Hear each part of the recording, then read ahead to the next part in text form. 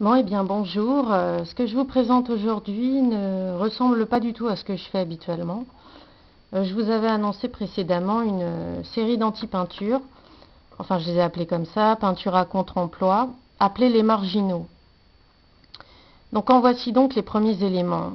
En ce moment, j'ai envie d'explorer d'autres formes qui interrogent aussi le statut de l'œuvre d'art et qui cherchent à définir ce que c'est. Donc on va dire que je m'éloigne un peu de la peinture au sens traditionnel, pour mieux sans doute y revenir. C'est une sorte de récréation. Internet me passionne comme des millions de gens, et vu le succès incontesté de cette technologie, je crois qu'on peut même parler de dépendance au phénomène. Internet correspond bien à notre époque faite de saturation des sens et des signifiants.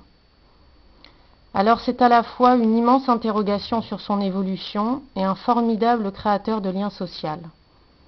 Le monde mute, pourquoi pas moi? Tout le monde se pose aujourd'hui cette question et chacun veut y apporter sa réponse. Mondialisation, communauté, vivre ensemble, débat actif, interactif, parole en continu, vivifié, libéré, hystérique parfois même.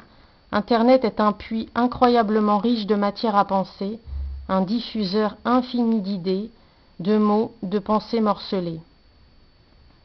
Alors il est question à la fois de musique, de vidéos, de chat, de blogs, de réseaux sociaux, de connexions qui permettent des usages illégaux, clandestins et rebelles.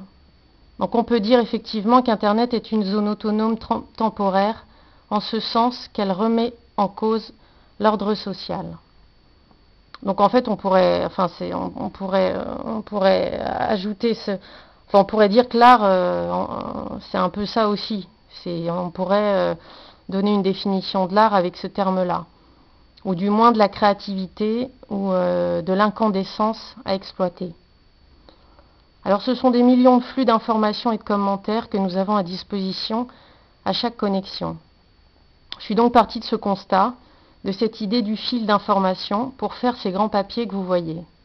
J'ai choisi du papier plutôt que de la toile pour dérouler en quelque sorte l'argumentation, comme on peut le voir quand on surfe dans les blogs. Alors on pourrait même imaginer que ça ne s'arrête pas, que je laisse un rouleau à disposition pour que chaque visiteur inscrive son commentaire, comme dans les blogs que j'ai d'ailleurs repris fidèlement. Ce qui est écrit sur les papiers, ce sont des extraits de rue 89. Enfin, j'ai repris vraiment textuellement des commentaires d'internautes.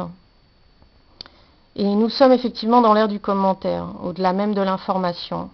Parce que c'est le commentaire qui prime aujourd'hui, plus que l'information. Souvent, on va s'attarder sur ce que les gens ont à dire, plus que sur l'information elle-même. Alors, il suffit de voir l'importance des blogs où chacun peut venir échanger une parole pour essayer de maîtriser, de domestiquer ce réel en mutation.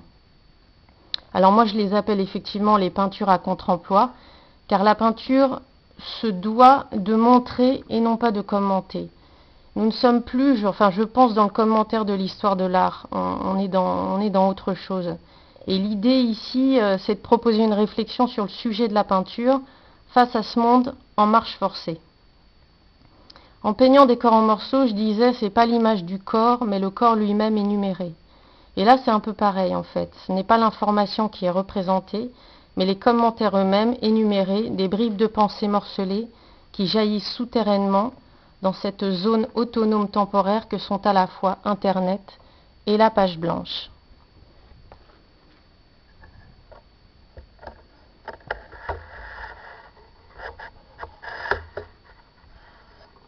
Je vais essayer de vous montrer un petit peu mieux.